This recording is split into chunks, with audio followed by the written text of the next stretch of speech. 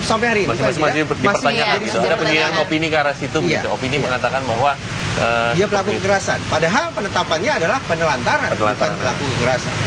Oke. Kalau Pak Taufik sendiri melihat sebenarnya kan tadi yang seperti dikatakan bahwa memang ada anggapan ataupun asumsi yang mengiring kalau MM ini adalah psikopat. Sebenarnya kalau melihat dari secara keseluruhan perilakunya dia, kemudian dari kehidupannya, dari tatanannya, kemudian skenario yang berada di dalamnya gitu. Apakah memang dia termasuk psikopat karena ya pandai memanipulasi keadaan ataupun kondisi?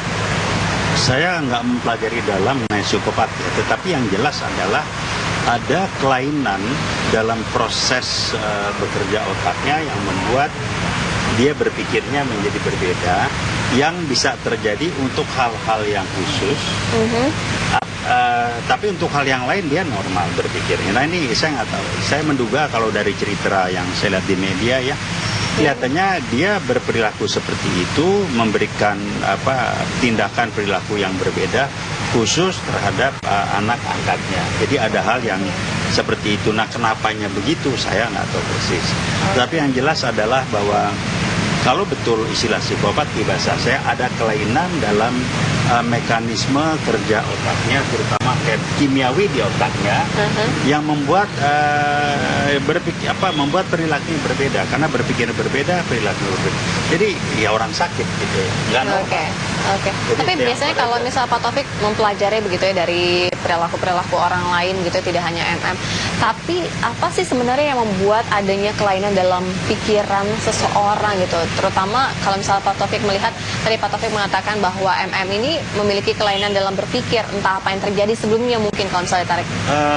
Yang pertama bisa saja dia patologis ya, misalkan bukan dari kasus orang yang kena autis itu kan model lain ya, bawaan lah orang.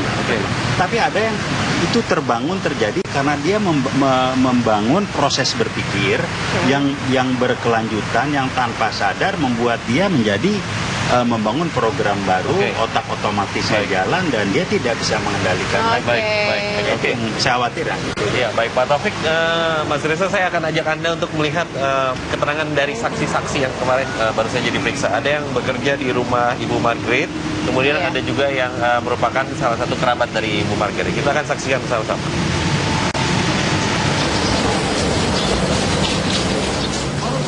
Dua mantan pembantu rumah tangga Margaret Megawe menjalani pemeriksaan sebagai saksi di Polda Bali. Frankie dan Juliet Christine mengatakan, Angeline sering mendapat kekerasan dari Margaret Megawe. Kalimat-kalimat yang setiap kali marah itu kan beliau selalu, nanti Margaret ini selalu ngomong kata-kata kasar namanya ya. Ya seperti dia selalu katakan kamu tuh bodoh, pendusta, pembohong, ya, pemalas.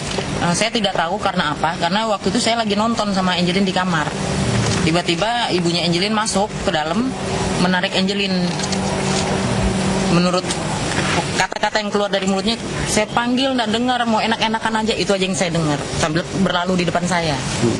Selain itu, P2 TP2A mendatangkan 3 orang saksi dari Balikpapan yang disebut mengetahui bagaimana perlakuan Margaret Megawe kepada Angeline. Ya dipukul, dibentak, diberikan makan tidak layak, ya ada semualah. Tahun berapa sih Desember? Tahun Desember 2014 sampai Maret 2015. Mereka tinggal di Sedap Malam, mereka tinggal di kamar atas.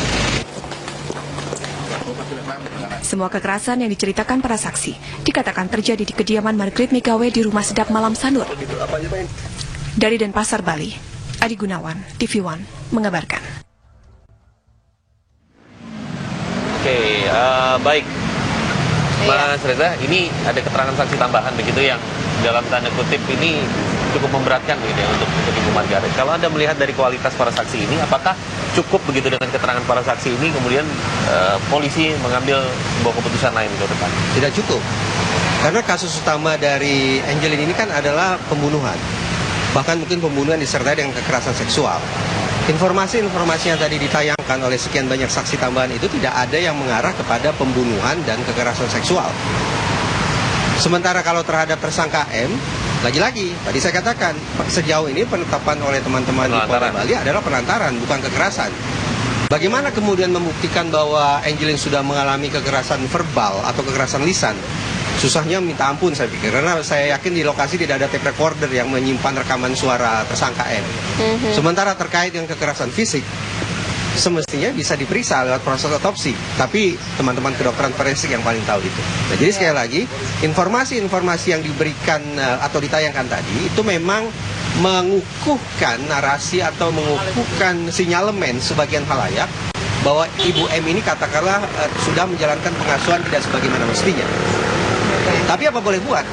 Kesaksian-kesaksian tadi ditayangkan menurut saya belum memadai atau belum cukup untuk menarik tersangka ini ke dalam kasus pembunuhan. Oke, berarti apa sebenarnya yang diperlukan penyidik terhadap keterangan saksi-saksi ini? Apa yang harusnya dilakukan penyidik untuk mendapatkan suatu kejelasan gitu ya, bukti baru sehingga nantinya akan lebih cerah begitu ke depannya untuk mengetahui sebenarnya siapa ataupun teka-teki di balik pembunuhan Angelin ini?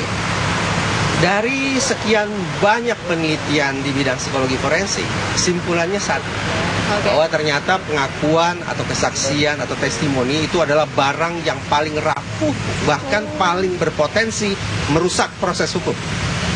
Konsekuensinya apa? Alih-alih kita menghabiskan stamina terlalu banyak untuk mengorek informasi atau mendapatkan pengakuan, semestinya kita harus lebih fokus pada pencarian alat bukti lainnya. Memeriksa tubuh Angelin, memeriksa TKP, dan seterusnya. Itu yang pada akhirnya akan bisa sungguh-sungguh memberikan fakta, bukan sebatas kata. Oke, berarti secara tidak langsung Mas Reza mengatakan bahwa memang seharusnya penyidik ini lebih aktif untuk melakukan olah tempat kejadian perkara, kemudian juga memeriksa dari otopsi secara berulang kali begitu. Dan saya yakin itu sudah dilakukan oleh teman-teman di kepolisian. Terbukti ada tim forensik yang datang ke Bali, dan juga mereka menerapkan sekian banyak teknologi, melibatkan kedokteran forensik untuk melakukan otopsi. Proses pendekatan atau pengungkapan kasus dengan cara-cara yang bisa dipertanggungjawabkan secara ilmiah, saya yakin sudah dilakukan oleh teman-teman Polda Bali. Oke, baik. Mungkin Pak Taufik, terakhir Pak, melihat dari kasus ini ada beberapa keterangan saksi tadi yang disampaikan. Kalau saya sih lihat ya apa yang disampaikan saksi dan lain sebagainya itu membuat publik, bangsa ini kan bangsa yang saya mengatakan secara umum emosional. Sehingga menanggapi dan melihat kasus ini secara emosional tuh kan, benar tuh. Jadi nanti tidak akan berbicara, alat bukti menjadi tidak begitu penting. Pokoknya kalau sudah emosional masuk, dia akan makan ke pokoknya. Jadi mencari justifikasi kesimpulan gitu ya. Persis, dan dia sudah menyimpulkan misalkan pelaku kekerasan itu kan kesimpulan, bukan fakta kan. Pelaku sehingga Reza mengatakan apa faktanya, itu nggak disampaikan, berteriak, maki itu segala macam, kayak seperti itu. Jadi yang disampaikan ke publik adalah sosok ini adalah sosok yang nggak benar segala macam, sehingga yang terbangun di publik negatif. Nah yang repot nanti publik ini kan menuntut polisi harus bertindak sesuai dengan apa yang terbangun di opini publik ya. Jadi kalau tidak kuat pembuktian ilmiahnya, ya polisi bakal dimarah-marahin gitu. Baik. Kita lihat nanti ya. Kita lihat ke depannya seperti apa ya. Kita sih mengharapkan segala sesuatunya menjadi terang benderang gitu ya.